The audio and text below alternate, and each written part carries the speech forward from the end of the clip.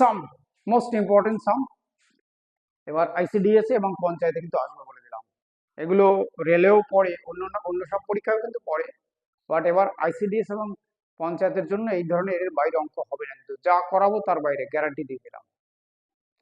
সেটা বলছে যে 5 অঙ্কের কোন ক্ষুদ্রতম সংখ্যা 12, 18, 21 দ্বারা বিভাজ্য।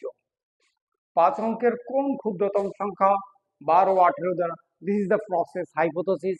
আমরা 12, 18, 21, 12, 18, 21 এর এলসিএম করে দেখো 252, 252।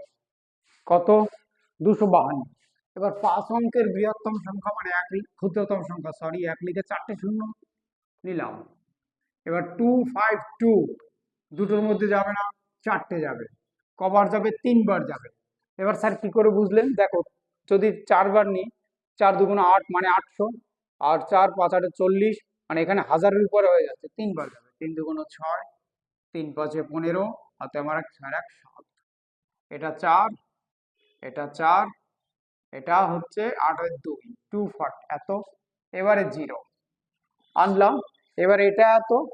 এইবার এবারে এটা আগে নেব আমরা 9 দিয়ে। কারণ 9 কেন? 9 9 2 যা 18, মানে 1800 সামথিং হবে।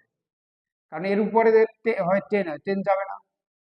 9 দুগুণ 18, 8, হাতে আমার 1, 5 নং 45, 1 46, 6 ক্যারি ওভার 4, 9 দুগুণ 18, 8 4 22। এখানে 2, 7 আছে কত হলে 14 হবে, 7 আর 7 14, হাতে আমার 1, 3 আছে 1, 172 রিমাইন্ডার থাকছে। সে আগে একটা অঙ্ক করেছি তার মতো।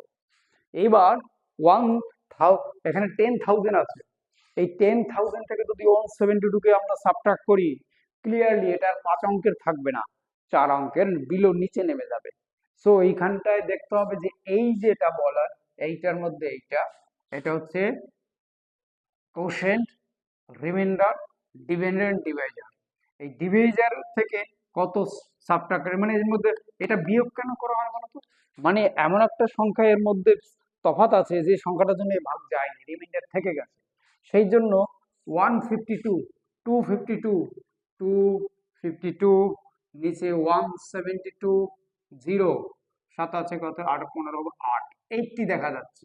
মানে এখানে যদি এর সাথে আর 80 অ্যাড করে দিই, তাহলে ইনি কিন্তু ডিভিজিবল হবে। তাহলে 10,000, 1 2 3 4, তার সাথে 80 অ্যাড করে দাও। কারণ এখানে এত এত ভাগশেষ থাকে সেই কথাটা বলা নেই কিন্তু, কারণ তাহলে ডিরেক্ট অ্যাড হয়ে যাবে।